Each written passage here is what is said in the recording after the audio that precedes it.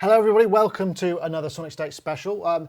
By popular demand, and actually frankly, considering the amount of comments we got last time, we've managed to talk Gareth Bowen into coming back to Sonic State Towers and showing the brand new Roland Integra-7, which is, it's a sound module, right Gareth? It's a sound module, yeah. It's a professional sound module with motional surround sound as well. So some people might think, when I first heard this is a sound module, I thought, oh, that's unusual. It just seems like it seems counterintuitive, but explain what it's got. a lot of people are using plugins nowadays, which are great. But a lot of people want the best of both worlds, really.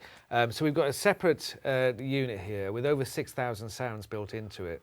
And it's not just a sound module. You've got a MIDI interface built into it, audio interface built into it, and the motional surround, which is basically 5.1 surround sound system built into it for the sounds on board. So this is for your composers, your filmmakers, and people at home, and also for people on stage as well.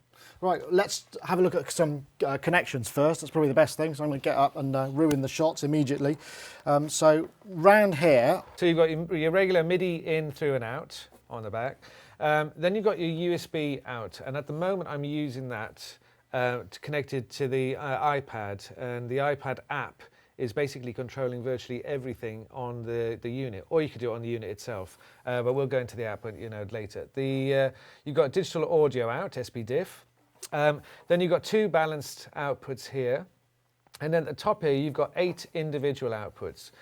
So you can either assign 8 instruments to certain outputs, or 5.1 surrounds for the sounds on board. So we've got the iPad hooked up, right? Yeah. Now, does that mean that we can't have anything else plugged in? So we can't have the USB audio as well. It's either the iPad or the audio, right? The USB on the back of this I would have running into the audio for the DAW system if I'm using that system as a MIDI controller and as an audio controller. But I'm using this to set up my patches. I've got various different screens on here. As I said, I've got motional surround sound, where basically I can actually move the sounds around the stereo field, the whole room. Also got separate effects on the motional surround as well. But the iPad app is great. If you're familiar with the Jupiter 80, tone editing, I've got all of that built into the unit. I've got every SRX board ever. Oh, right, yeah, this is the whole, slow down. So just to get things straight, we've got basically the Synth Engine from the JP80, right? Yeah. So what's that, 3 oscillators? 3 oscillators per tone. And then all the filters. And all the filters, envelopes, LFOs, and the full control, the full editing that you've got on the Jupiter 80 and the 50, you've got on this. But the Integra has 16-part multi-timbrality as well, so it's actually got more capabilities in terms of sound generation, right? Yes, it does, because if you were using all 16 supernatural synth tones, you'd actually have 48 oscillators as opposed to 30 on the Jupiter 80.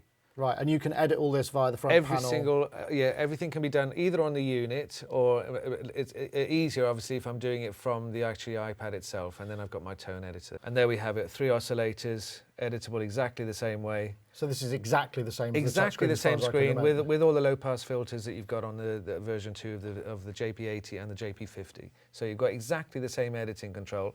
But as I said, you've got 30 oscillators on the Jupiter 80. You've got 48 now, basically. On the Integra that you could use.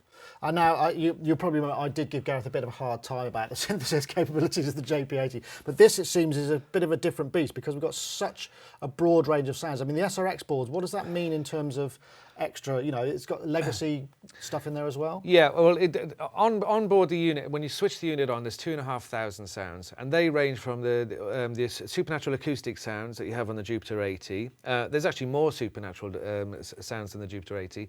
Supernatural synth tones, but then it steps aside, and we've got PCM sounds. Now, in the old days, the PCMs were known as patches, so it's 4 sounds per PCM. Sorry, it's on the hour.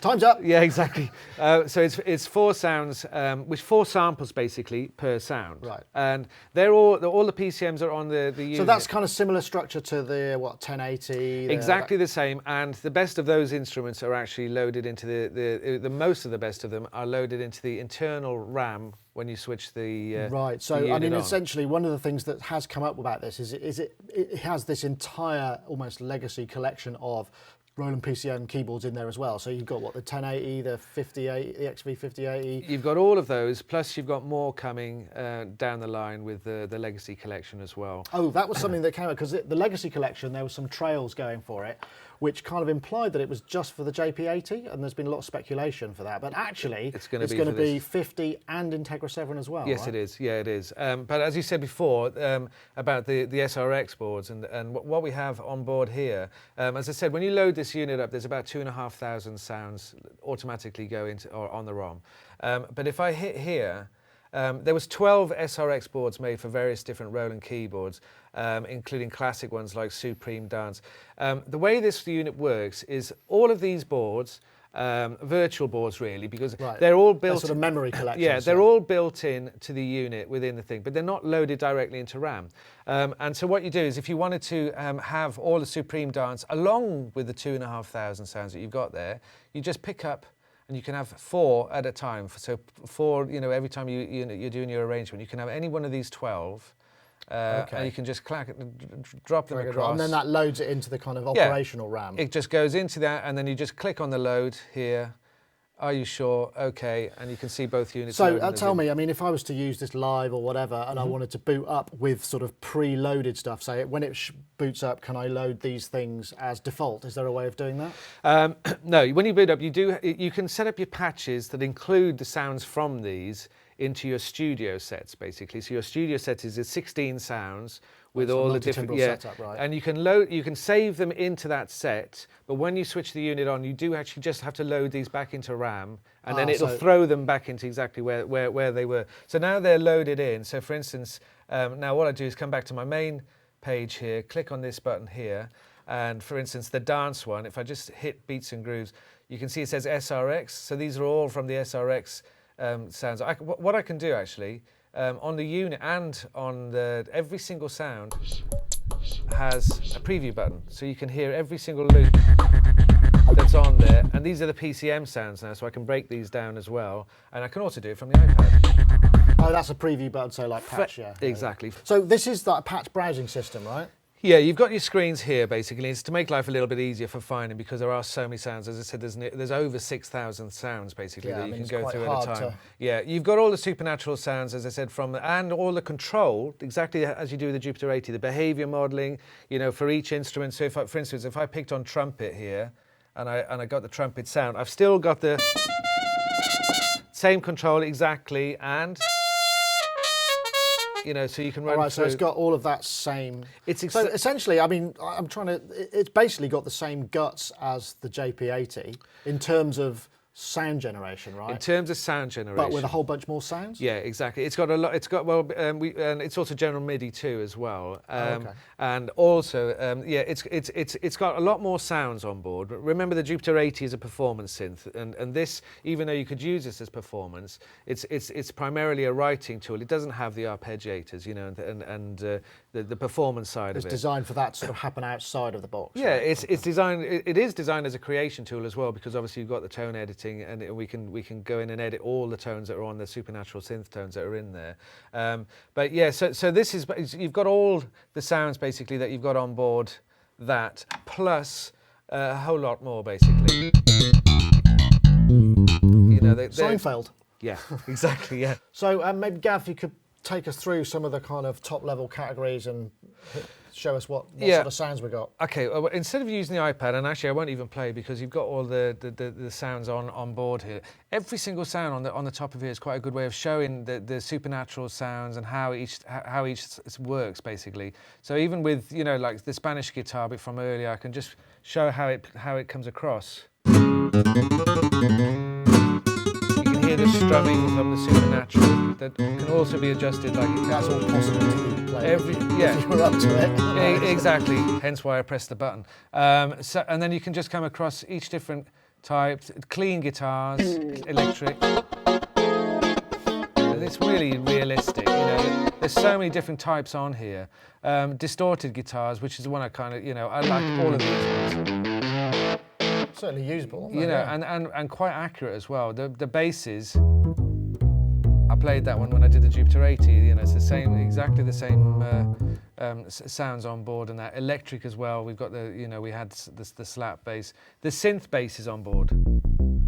Bottom end. Yeah, there is plenty there. Isn't there? Yeah. And you know, if I'm coming across here, the harp. You know what I said about the harp with the supernatural, how you can change the scaling of the run up. You know, this shows it. So realistic.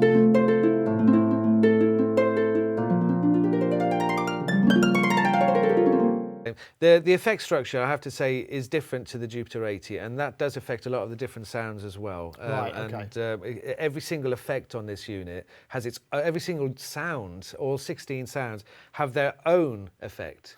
So each of the 16 parts yeah. has one effects generator. Yeah. Dedicated purely to it. Exactly, and has a choice of 67, and a lot of those are multi-effects, you know, reverb with chorus, with delay and things like that. So give us a sense of some of the orchestral sounds as well, because that's kind of quite a big part of it, right? Right, it is, and there's different ways of doing it. I mean, if you want to ask me about studio sets in a minute, it'll probably be easier to show in that way. I'll tell you what, why don't I ask you about studio sets and then you can demonstrate the orchestral sets. That's a much better idea. Right, what the studio set is, this is a group of the 16 sounds, right? And what we've done is we've already given you presets, so they're all editable in every single way. But what we've done is, so for instance, if you want starting points, yeah, if you want to do say a full orchestra, and the preset's been already done, and it just kind of boots it up. And what I'll do is I'll come back to my page here now, so you can see how that is. So it's given me 4 different strings spread over 4 different MIDI channels. All right, so we've got... Yeah, so we've got MIDI channels on this page, master reverb, master choruses, 6 of each of those, pan and the level for each one. Hold on, what? Sorry, 6? There's so 6, there's master effects as well? Yeah, you've got, for your main outputs, you've got 6 master reverbs and choruses, right? So they're nothing to do with the initial sound that you've got. So they're like send effects. They're like send effects, yeah. But then there's other effects involved as well, which I'll come on to. But basically, so this is my orchestra setup, right? So it's given me a routing of how to do all these things. And it's also, if I hit this button here, you can see my surround page. Set up the kind of sound stage. Yeah, so if I'm doing an orchestra, you know, what we've done is we've already put the violins to the left and we moved the orchestra as they were in a surround sound situation. And then when I said about the extra effects, the surround sound station, it's motional surround, because obviously you can control this from your DAW system and you can use this as a VST plugin on your PC. So this, you can actually have an instrument moving around. See, that's MIDI channel 1. Can you play that? And is it possible to play that? Are you set up to play that? Yeah. I tell you what. Well, we're running in stereo at the moment. Yeah. So if I just do left. Right. So I'm just doing across. Yeah. And then front and back gives depth of field. Just keep playing. There's a sort of tonality that changes there in 2.1. Exactly. Right? And the other thing is you've got 4 different effects here. You've got 2 different halls. And then is that effectively the space that this is all happening within? Is that the idea? it's the reverb in that particular room. Right. So if you want to create like a film soundscape and you want to make it a bigger, warehouse or whatever sort of sound, and that it's the overall. So then all of those elements will operate within the. Exactly, and then also you've got room size. So it depends on what side, So what I can do here is just have a small room. So in effect, if you imagine the 5 speakers being right in front of you. Right, so or that spatial sort of effect that you can control. But the studio sets, are really useful because they're already set up for different genres. So you can say, oh, I want a rock band. So if I click on rock band, now as I said, every single one of these sounds, this is just put there as a starting block. You can do whatever you want to it afterwards. And that. Come back to my surround sound. You can see the rock band now is really close together. Pedestrian. Yeah, exactly. It's on stage and there's conservative 2 guitars on one side, bass, and then you've got the drums that are split up. So I'm going to come back to my main page here, which is where I find everything. So I want a TD30 kit. I know that one's a TD30 kit. Oh, sorry, I didn't need to press that button. Preview button's what I want. And the clarity is brilliant. And obviously, you've got all the articulations of each one. So that's a behaviour modelling as well, and on the kits as well. Is there sort of specific drum processing as well?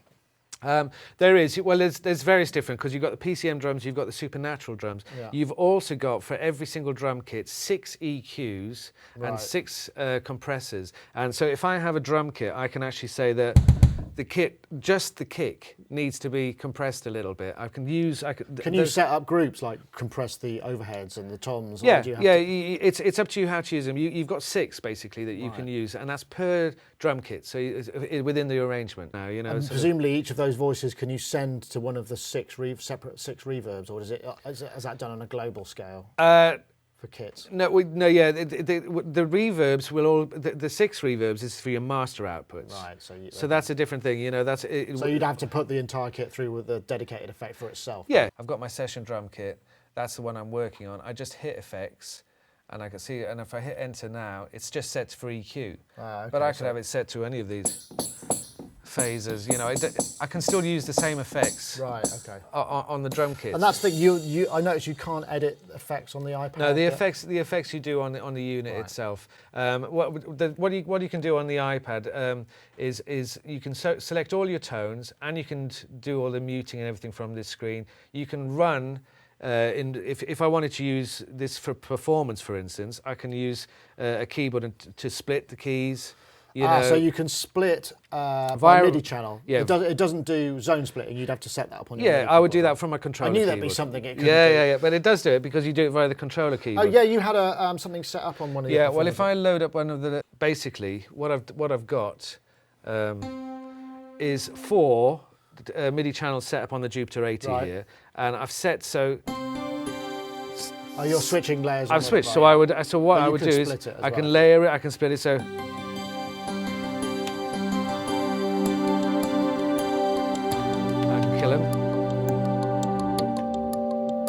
And that way I can split. So tell me a bit more about the USB audio interface, because is it basically 2 in, 2 out? Yeah, you've got 2 audio in, but because it's a MIDI interface as well, basically what you could do is record, use it for 16 MIDI tracks, so I can record my 16 MIDI tracks from here. It's 128 note polyphony. Okay. I can do my 16 tracks, but because it's an audio interface as well, if I want more, all I have to do is switch that input to an audio input, and that records. So is it possible to output the USB audio to any set of outputs you want, or does it always go to, say, the stereo mix? No, you can control. You've got 8 outputs on the back. If you're not using 5.1, those 5.1 could be 8 individual outputs. Oh, from USB audio? From USB. No, from this audio. Okay. The USB audio side of it is basically it works. It's like a return. I suppose, and the way it does is if I come back to surround, I can show you what I mean. So I'm just going to come back to the surround page here. If I switch the surround on, you see that first one there, EX. Right. Now you saw what I did with the keyboards, where I can move the violin all over the thing. This, as I said, this is a plugin, so I can automate this using my VST. Okay, so that's an external source or a DAW return. Exactly. I think that's what I was trying to get at. Right. It's basically, just to be clear, it's not a multi-channel audio interface. No. Right. Okay. But it is as far as importing, just because you could just do at a time sort of thing. But it brings won't it into the 5.1, the internal 5.1 system that you can. Right. Exactly. Yeah. So let's have a listen to the piano then. Yeah. Well, it's exactly the same piano. And not just that, you've got the whole range of pianos that are on there. So I can just scroll down to grand piano 2, full grand piano 2. And then you've just got endless ones. They're exactly the same, but you've got more, basically. One thing I was going to ask, when you say 128 polyphony, is that depending on how many oscillators you're using, or is it down to just how many patches you're using? It is one. If I'm using 3 oscillators, one note is 3 voices. Three voices. Yeah. So it's I suppose there has to be a limitation somewhere. There's got to be a limit somewhere, but I haven't. I've actually been playing around with it, and doing some pretty big sort of arrangements, and trying to get. I wanted to hear. Have you got any like lovely pads or strings and that sort of? I preempted you.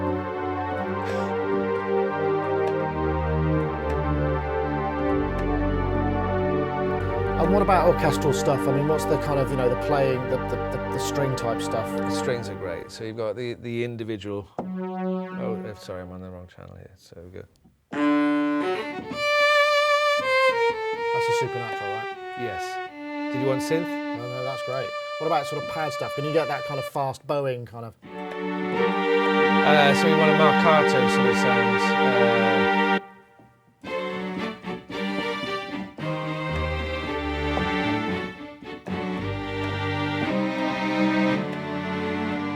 So really, I mean, in some respects, it's sort of going up against big orchestral libraries, isn't it? Because you're, you know, all of this stuff is in here. You don't have to worry about your computer. Because I mean, I've used that phrase before. I used to have a JV1080, and it was like the meat and potatoes. It was the big polyphonic stuff that I didn't really want to tax my computer with. I just wanted to kind of have it handled by something dedicated, and that's what this will do. Yeah. Plus, well, that's the other beauty of not having a plugin. It's not your CPU's not doing anything other than driving the software, basically. So it's not having to do all the other different things. Incidentally, I just want to say about that one. That sound, that's actually the one that's used by Take That, because they use this one live. There you go. So I have to put it first here, folks. It seems like there's a lot here. I mean, the thing that's been a bit of a surprise is the price. I mean, because what does it retail at in the UK? £6,500. Good Lord. No, it should be. If I tried to work it out, and I thought if you added the 12 SRX boards, which were over 300 quid, that's nearly £4,000. And then if you added the interface, MIDI interface, audio interface, all of those things. So I had in my head it was going to be around about £3,000. And then I get told that it's in the region of £1,200. Right. Then, you know, I was like quite shocked actually. Well, I think for a lot of people, the thing about that is, I mean, it's still, you know, it's still a lot of money. Let's not, you know, it's over £1,000. But what you're getting is lots of people kind of even still hold on to some of the big Roland sound modules. I mean, I think I sold my 1080 not all that long ago, and having something like this, I guess, would mean that you've still got access to all of those sounds, which is, you know, it's a pretty big palette, right? It's a massive library that you've got in there, but also, as you said, it's 1,200 quid is still a lot of money in anyone's pocket, but if you don't have to buy the MIDI interface, you don't have to buy the audio interface now, so you can get like a full-on professional setup. Your computer doesn't have to be the fastest computers to run all the different plugins and that, because you can do it all from here.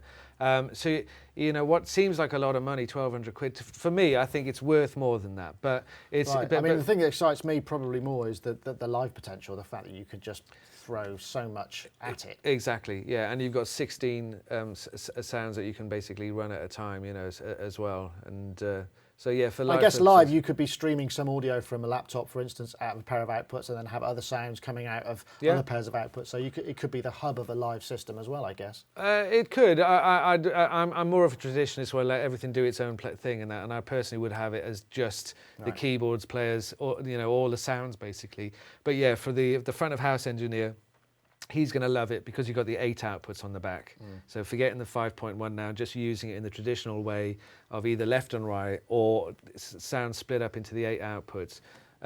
You know, for that side alone, it's the front of house engineer would love it. You know. Right. Well, Gareth, thank you very much for joining us once again.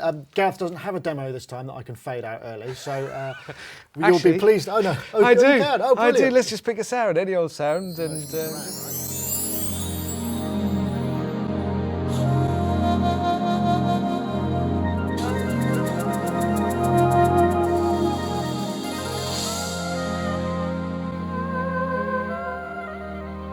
Should have done it last time. I gave you longer, actually. I think you're fine. Anyway, Gareth, thank you very much for coming down. No, it's been a pleasure. Cheers.